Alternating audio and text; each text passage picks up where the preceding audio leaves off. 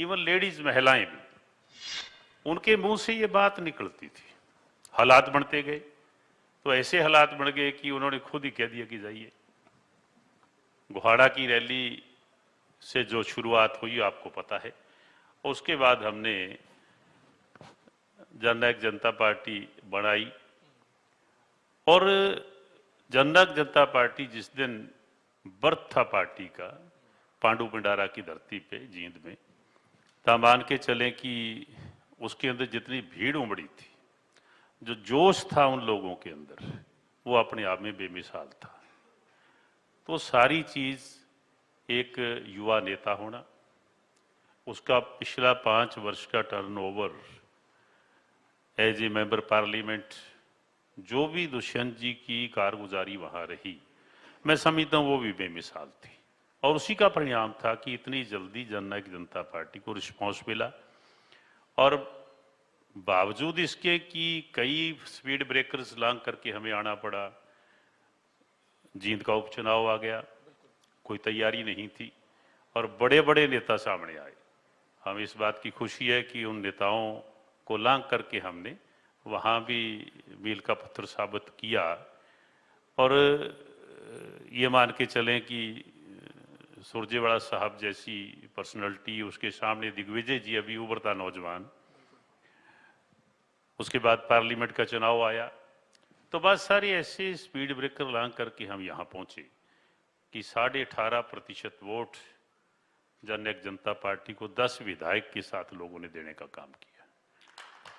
ये बहुत बड़ी अचीवमेंट थी।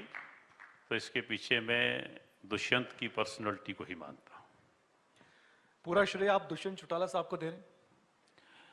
कोई शक नहीं, टीम वर्क होता है, लेकिन कोई तो आइकॉन होता है, कोई तो अगवा होता है।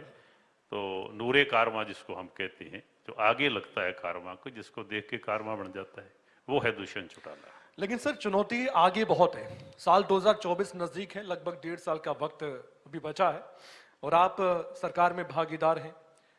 आपने बहुत काम किए, वो गिनवाने भी हैं और आधे काम आपके, आधे काम बीजेपी के। लेकिन कुछ मजबूरी वश काम भी हो जाते हैं जब गठबंधन धर्म निभाना होता है, कुछ मजबूरी तो हो जाती है।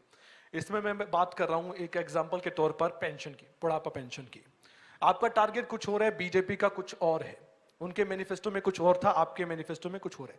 क्या वो जो कॉमन मिनिमम प्रोग्राम है, क्या वो उस आपके हिसाब से चल पा रहा है? संगठन क्या मशवरा दे रहा है जब सत्ता में भागीदार है दुष्यंत चौटाला? देखिए, हमने चुनाव अलग अलग लड़े, अपने अपने मुद्दों पे लड़े। हमारे मैनिफेस्टो में 5100 रुपए बुढ़ापा पेंशन, विकलांग पेंशन, विडो पेंशन का मुद्दा था और हमने ये कहा भी था कि सरकार बनेगी तो हम इसको लागू करेंगे। सरकार नहीं बन पाई। सरकार तो वही होती है जिसकी चाबी अपने हाथ में हो। फिर भी हम कहीं ना कहीं उसको, उस मंजिल की तरफ अग्रसर हैं, काफ़ी कुछ किया है और बहुत सारे ऐसे मैनिफेस्टो में कार्यक्रम थे जो हमारे राष्ट्रीय अध्यक्ष जी ने रखे थे। अब ये मान के चलें कि कोई सोच सकता है कि प्राइवेट सेक्टर में 75% जो बेरोजगार हमारे युवा हैं उनके लिए रोजगार लेकर के आना, ये बहुत नई बात थी। तो ये दुष्यंत की सोच थी, एक पढ़े लिखे नौजवान की सोच थी, उसको लेकर के, और उसको अचीव भी किया। माननीय मुख्यमंत्री जी ने पूर्ण तौर पे उसमें सहयोग किया और आज वो कानून बन चुका है। आने वाले समय में बच्चों को लाभ होगा उसका। तो इस तरीके की बहुत सारी चीजें थी, लेकिन जो सरकार आप खुद चला रहे हैं और गठबंधन में चल रही है, उसका अंतर होता है, इसलिए कि सारी चीजें अचीव नहीं हो पाती। लेकिन सर अब आपके जो कार्यकर्ता हैं, जेजेपी के कार्यकर्ता यहाँ भी मौजूद होंगे, उनकी एक आवाज है दुष्यंत चौटाला को मुख्यमंत्री बनाना है। गठबंधन में रहकर इस तरह की आवाजें उठ रही हैं। दिग्विजय चौटाला खुलकर बोलते हैं, प्रेस कॉन्फ्रेंस में ही बोलते हैं।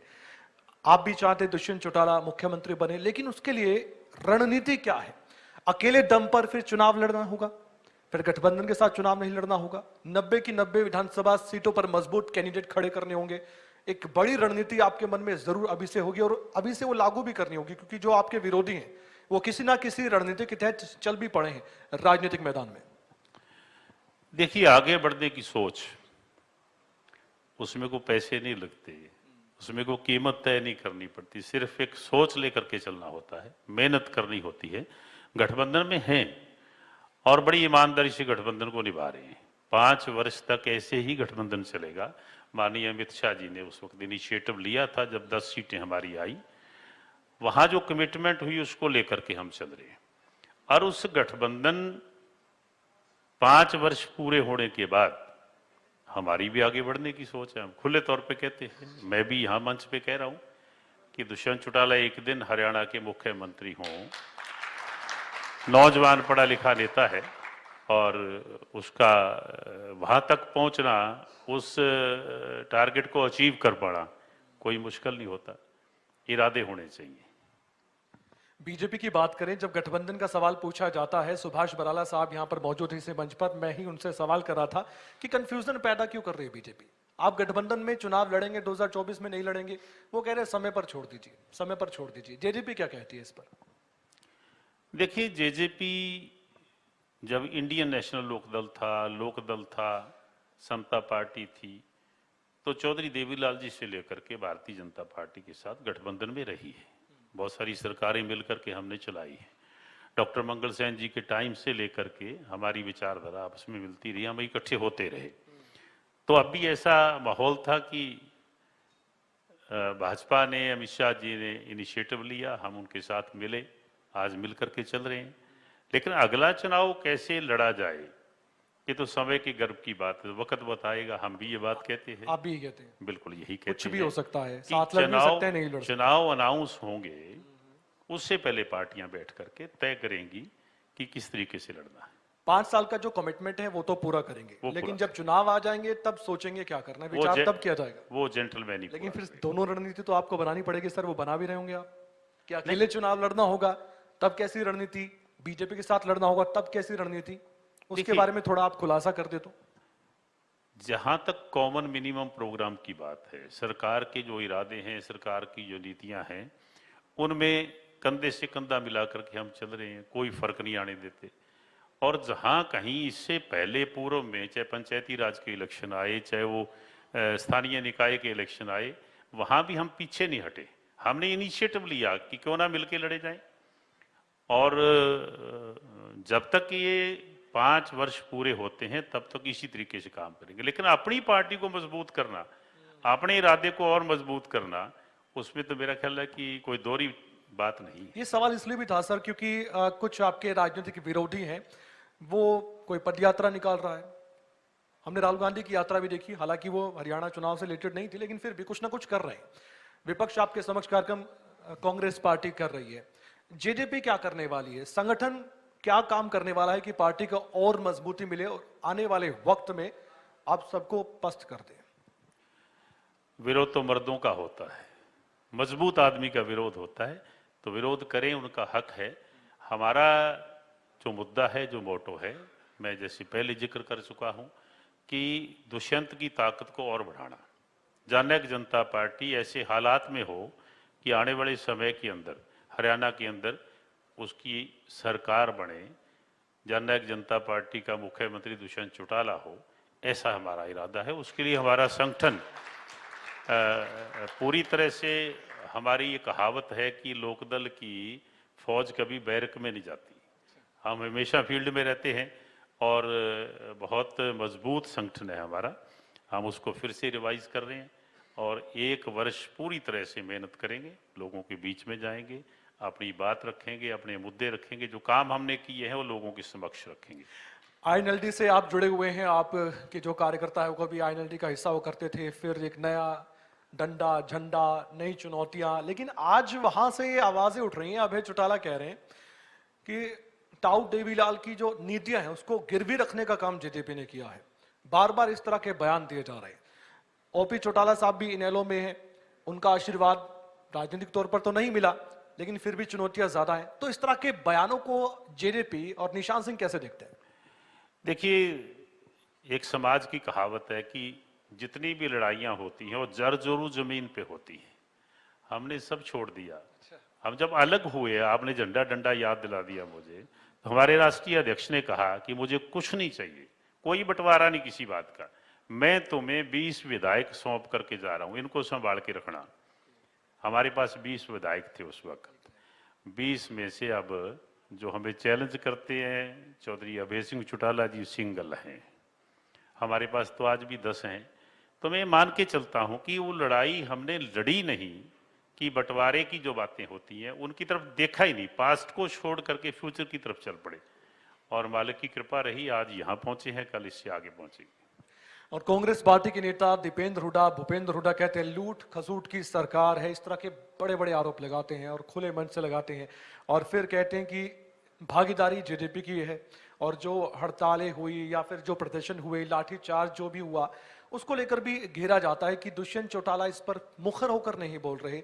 इस तरह के कई बार आरोप लगाते हैं, बैलेंस बोलते हैं, बच निकलते हैं, इस तरह के आरोप आपके विरोधी लगाते हैं। दुष्यंत चौटाला को लेकर क्यों इतना उनको घेरा जाता है, जबकि गठबंधन में दोनों पार्टियां, लेकिन दुष्यंत चौटाला का जिक्र बार बार होता है? देखिए, विपक्ष कहेगा, विपक्ष का काम है कहना। अभी मैं रास्ते में सुन रहा था बहन किरण चौधरी जी को, वो कहते हैं मैं मंडियों में गई तो वहां लोगों ने मुझे कहा कि 1 क्विंटल के पीछे 200 किलो काटे जाते हैं। आपके रिकॉर्ड की बात है। अब विपक्ष तो पता नहीं कितनी बड़ी बात कह दे, बिना सोचे भी कह दे। मैं हंस रहा था उसको सुन करके कि इतने मैच्योर पॉलिटिशियन हैं, वो कहते हैं 1 क्विंटल के बदले 2 क्विंटल काटा जाता है। तो विपक्ष तो कहता है। जहां तक लूट खसूट की सरकार है वो उन्होंने ये ब्लेम किया है। मैं मान के चलता हूं कि आज की सरकार पिछली सरकारों से बेहतर जस्टिस दे रही है, लोगों को बेहतर प्रशासन दे रही है, और स्मूथ गवर्नमेंट जिसको हम कह सकते हैं, बिना झगड़े के रगड़े के, बिना किसी लफड़े के सरकार चल रही है। और मंडियों के अंदर जिस तरीके से ये एक नया रेवोल्यूशन, नई बात दुष्यंत लेकर के आए, डिपार्टमेंट उनके पास है। मैं समझता हूं कि मंडियों के अंदर रिवाज था, हम भी खेती किया करते, हमारे बूढ़े बुजुर्ग भी मंडियों में जाकर के सोया करते, हफ्ता हफ्ता वहां रुकते, फसल अपनी तुला करके फिर जाके पेमेंट महीनों बाद मिलती। आज के दिन कितना बदलाव, कितना चेंज जो है ना आया है कि किसान के खाते में पैसा। तो मैं मान के चलता हूँ बहुत बदलाव लेकर के आए, उसमें दुष्यंत का बहुत बड़ा योगदान है। इसके अलावा सर, कई बार ऐसी खबरें आती हैं और ये खबरें चर्चा का विषय बनती हैं कि जेजेपी के कुछ विधायक ही सरकार से नाराज दिखाई देते हैं। संगठन उनको लेकर क्या सोचता है? क्योंकि आप जानते हैं कि हिसार एयरपोर्ट का बड़ा सपना दुष्यंत चौटाला साहब ने सोचा और वो इम्प्लीमेंटेशन भी हो रही है, लेकिन वो एक रास्ते को लेकर जब बात आती है तो एक जेजेपी के विधायक नाराज होते हैं। देवेंद्र बबली फिलहाल तो ठीक ठाक चल रहे हैं, कई बार उन्होंने नाराजगी जाहिर की है। रामकुमार गौतम साहब शुरुआत से ही नाराज दिखाई दे रहे हैं। इन सबको लेकर आप क्या कहते हैं? और कई बार तो खुद नैना चौटाला जी भी मुद्दे उठाती हैं, जोरों शोरों से उठाती हैं, लेकिन कई बार सरकार को भी वो सुना भी देती हैं, खरी खोटी सुना भी देती हैं कि यहाँ पर ये काम होना चाहिए। उनको लेकर आपका क्या कहना है? 4 वर्ष की नई पार्टी है, अभी शुरुआत है, और हम वो डिक्टेटरशिप ऐसा कोई किसी पे थोपना भी नहीं चाहते। हमारे विधायकों को ये फ्रीडम है कि अपनी बात कह सकें। और मैं मान के चलता हूं कि किसी भी घर में छूट-फूट ग्रीवेंसेस, छोटी मोटी बातें होती हैं, लेकिन इतनी बड़ी बात नहीं जो बढ़ाई जाती है कि जेजेपी के अंदर बहुत कुछ ऐसा घटना घटने वाली है। कुछ ऐसा नहीं है, आपके समक्ष है। 3.5 साल निकल गए, 1.5 भी निकलेगा, और ऐसे ही निकलेगा, एक परिवार की तरह लोग काम करेंगे। छोटी मोटी बातें हैं, मैं ज़्यादा इसको कोई नहीं समझता कि बड़ी को बात है। संगठन मशवरा देता है सरकार को? जेजेपी अपने स्तर पर क्या बातें कहती है कि ग्राउंड लेवल पर आप जाते हैं, आपके कार्यकर्ता बहुत मेहनत करते होंगे, काम करते होंगे, क्या फीडबैक आता है सरकार को? क्या फीडबैक जाता है?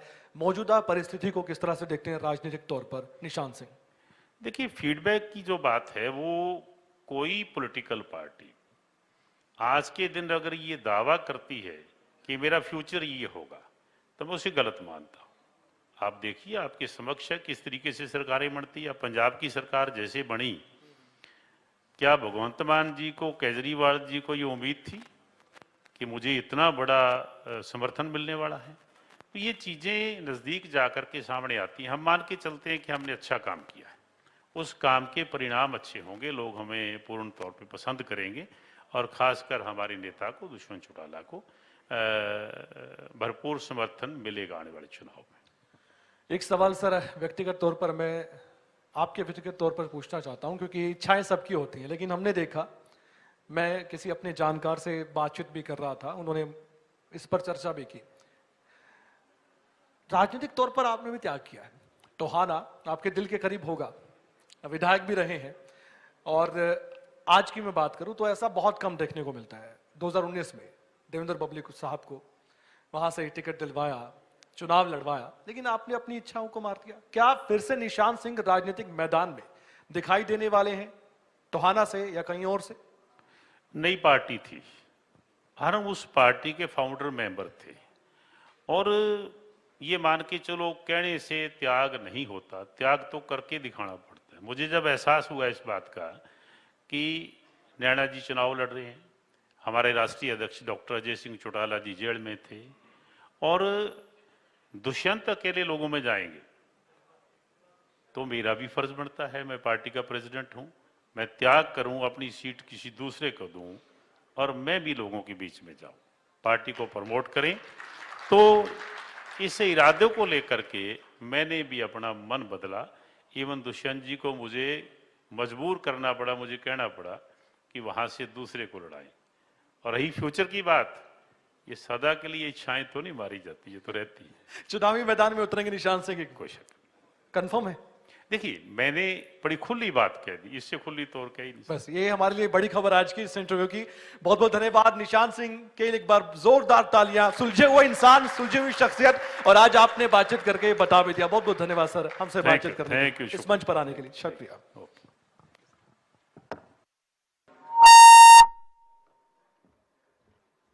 बहुत बहुत शुक्रिया निशान सिंह जी आपका। और अब खबरें अभी तक के एमडी विशाल गर्ग साहब आपको भी मोमेंटो और एजाज से नवाजते हुए बहुत शुक्रिया।